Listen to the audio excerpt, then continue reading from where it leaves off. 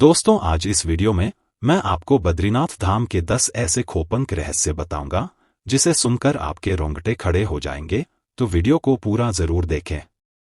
दोस्तों, अगर बात करें इस मंदिर की, तो इस मंदिर को बद्रीनाथ के अलावा एक और नाम से जाना जाता है, जिसे बद्रीनारायण मंदिर कहा जाता है, और यह उत्तराखंड में स्थित है, जो कि चमोली जनपद के अलकनंदा नदी के किनारे स्थित है। और यह हिंदू श्रद्धालुओं के लिए 4 धामों में से यह एक प्रसिद्ध स्थान है।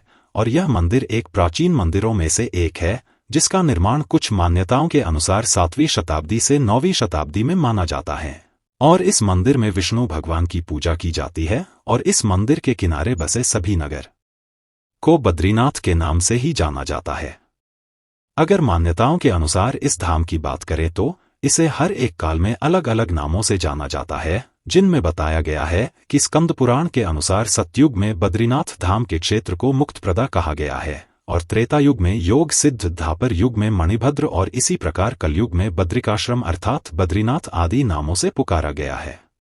आपको शायद यह नहीं पता होगा कि बद्रीनाथ धाम पहले भगवान शिव का स्थान हुआ करता था, जिसमें भगवान शिव अपने पूरे परिवार के साथ इस धाम में निवास करते थे। लेकिन एक बार जब भगवान विष्णु ध्यान करने के लिए कोई विशेष स्थान ढूंढ रहे थे, तो उन्हें यह स्थान दिखाई दिया और वे इस स्थान की ओर आकर्षित हो गए, और यह सब जानते हुए कि यह स्थान उनके आराध्य भगवान शिव का है, तो वे इस स्थान को भगवान शिव से कैसे मांगते, तो उनके मन में एक लीला करने की आई। उन्होंने एक बालक का रूप ले लिया और वे जोर जोर से रोने लगे। तो कुछ देर में माता पार्वती की उन पर नजर गई, लेकिन वह बालक चुप नहीं हो रहा था। और जब माता पार्वती उनको अंदर लेकर आई तो भगवान शिव समझ गए कि यह नारायण की लीला है। तो भगवान शिव ने कहा कि तुम इसे छोड़ दो, यह बालक स्वयं ही चुप हो जाएगा। लेकिन माता पार्वती नहीं मानी और नारायण के रूपी बालक को अंदर सुलाने के लिए चली गई।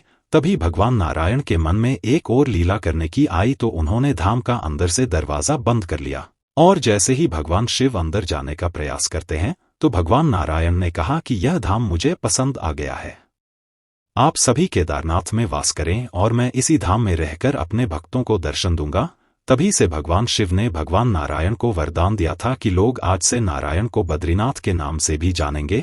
तभी से ही भगवान शिव केदारनाथ में चले गए, इसलिए ही इस धाम को 4 धामों में प्रमुख माना जाता है। बद्रीनाथ मंदिर में भगवान विष्णु की मूर्ति की पूजा की जाती है। वह मूर्ति 1 मीटर लंबी है, जिसे शालिग्राम से निर्मित किया गया है, और इसके बारे में मान्यता है कि इसे आदि गुरु शंकराचार्य जी ने 7वीं शताब्दी में अलकनंदा नदी से निकालकर स्थापित किया था, और यह मूर्ति विष्णु भगवान की स्वयं प्रकट हुई प्रतिमा में से एक मानी जाती है। शास्त्रों के अनुसार इस मंदिर के बारे में बताया गया है कि इस मंदिर में विराजमान भगवान नारायण की पूजा 6 महीने इंसान और 6 महीने देवता करते हैं, जिसमें देवता सर्दियों के दिनों में भगवान नारायण की पूजा करते हैं। और इन्हीं शास्त्रों के अनुसार बद्रीनाथ धाम को दूसरे नाम अर्थात धरती का वैकुंठ धाम के नाम से भी जाना जाता है। पौराणिक गाथा में ऐसा बताया गया है कि अलकनंदा नदी के किनारे स्थित बद्रीनाथ धाम में सतयुग तक स्वयं भगवान नारायण दर्शन देते थे, और फिर त्रेता में यहाँ पर देवताओं को और साधु सन्यासियों को भगवान नारायण के दर्शन होने लगे। और जब द्वापर युग में भगवान कृष्ण ने जन्म लिया था, तो उन्होंने एक नियम बनाया था कि आज से बद्रीनाथ धाम में लोग उनके एक विग्रह के रूप में उनके साक्षात दर्शन करेंगे, और भक्त श्रद्धालु भगवान नारायण के बद्रीनाथ धाम में उपस्थित विग्रह के दर्शन करके अपनी मनोकामना पूर्ण करेंगे। ऐसी भी मान्यता है कि जो भी भक्तजन भगवान नारायण का आशीर्वाद पाना चाहते हैं, वे सभी भक्तजन श्रद्धालु पुजारी पूरी श्रद्धा से बद्रीनाथ धाम के दर्शन करके अपनी मनोकामना पूर्ण कर सकते हैं, क्योंकि इस धाम को 4 धामों में से प्रमुख माना गया है। एक, इस धाम में नर और नारायण की पूजा की जाती है। 2, बद्रीनाथ धाम 4 धामों में से प्रमुख है और यहाँ पर भगवान नारायण की पूजा की जाती है। 3, बद्रीनाथ धाम के चारों तरफ के क्षेत्र में जंगली बेरियां पाई जाती है, जिन्हें बद्रिका कहा जाता है, और इन्हीं बेरियों के नाम पर इस धाम का नाम बद्रीनाथ धाम पड़ा। 4, इस धाम के दर्शन करने के लिए इसको 3 भागों में बांटा गया है, जिसमें गर्भगृह, दर्शन मंडप और सभा मंडप मौजूद है। 5, इस धाम में उपस्थित मूर्ति में भगवान नारायण योग मुद्रा अर्थ ध्यान योग में दर्शन देते हैं। 6, हिंदू धार्मिक ग्रंथों के अनुसार इस धाम की महत्व इसलिए है क्योंकि यह स्थान भारत का सबसे प्राचीन स्थान माना गया है, और इसकी उत्पत्ति सतयुग में हुई थी। 7, ऐसा भी कहा जाता है कि बद्रीनाथ धाम में पूजा करने या भगवान नारायण के दर्शन मात्र से ही मनुष्य पुनर्जन्म से मुक्त हो जाता है। पौराणिक धर्म ग्रंथों और शास्त्रों के अनुसार बद्रीनाथ धाम की मूर्ति देवताओं द्वारा स्थापित और पूजी जाती थी और यह सतयुग द्वापर से ही चला आ रहा था, लेकिन जब बौद्धों का प्रभाव पड़ा तो यह मूर्ति अलकनंदा नदी में सलाह दी गई। लेकिन बाद में जब गुरु शंकराचार्य जी को पता चला तो उन्होंने अलकनंदा नदी से बद्रीनाथ की इस मूर्ति को खोजकर निकालकर पुणे तप्तकुंड नामक स्थान के पास स्थित एक गुफा में स्थापित किया, और तभी से ही बद्रीनाथ धाम की पूजा दोबारा शुरू हो गई। और वैसे तो मान्यता यह है कि इस धाम की स्थापना देवताओं द्वारा सतयुग में की गई थी, जिसमें देवता साधु संत पुजारी सभी भगवान नारायण की पूजा करते थे। और आज इस धाम में 15 मूर्तियां स्थापित है, जिसमें भगवान नारायण की मूर्ति सबसे प्रसिद्ध है। इस धाम को पुरानी मान्यताओं के अनुसार धरती का वैकुंठ लोक भी कहा जाता है। यदि वैज्ञानिक विचार तथा भौगोलिक दृष्टि से माने तो बद्रीनाथ धाम गढ़वाल हिमालय के क्षेत्र में आता है, और जिसमें बद्रीनाथ धाम कुमाऊं हिमालय पर स्थित है, जिससे उस हिमालय पर्वत को महान हिमालय पर्वत तथा मध्य हिमालय पर्वत के नाम से पुकारा जाता है।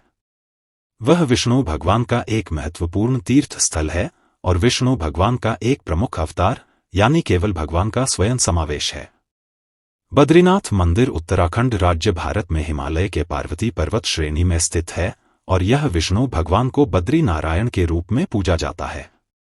बद्रीनाथ मंदिर हिंदू धर्म में महत्वपूर्ण 4 धामों में से एक है और 4 धाम यात्रा का महत्वपूर्ण हिस्सा है। बद्रीनाथ का पुराना नाम वडप्रयाग था। इसका नाम वडप्रयाग इसलिए था क्योंकि यह स्थल विष्णु भगवान के तीर्थ राज बद्रीनाथ के साथ होता था। बद्रीनाथ का नाम इस स्थल पर ही प्रसिद्ध हो गया जब बद्रीनाथ के मंदिर का निर्माण हुआ और यह विष्णु भगवान के अवतार के रूप में प्रसिद्ध हो गया। इसी कारण से बद्रीनाथ को अब मणिभद्र आश्रम के नाम से नहीं बल्कि वडप्रयाग के उपनाम के रूप में पुकारा जाता है। यह वडप्रयाग का महत्वपूर्ण तीर्थ स्थल है और हिंदू धर्म में महत्वपूर्ण यात्रा का मान्यता प्राप्त है। बद्रीनाथ धाम का रहस्य यह है कि यह धाम पहले भगवान शिव का धाम हुआ करता था, जिसे भगवान शिव ने एक वरदान स्वरूप इस धाम को नारायण को दे दिया था, क्योंकि नारायण भगवान को ध्यान करने के लिए एक विशेष स्थान की आवश्यकता थी और जो कि उन्हें बद्रीनाथ धाम पसंद भी आ गया था। और जिसके बाद नारायण ने भगवान शिव से यह धाम मांग लिया था और उसके बाद भगवान शिव केदारनाथ में बस गए थे। वैसे तो भगवान नारायण की पूजा करने के लिए भक्तजनों श्रद्धालुओं को भाव व आस्था की जरूरत होती है, लेकिन उन्हें प्रसन्न करने के लिए पुष्प फल इत्यादि चढ़ाए जाते हैं।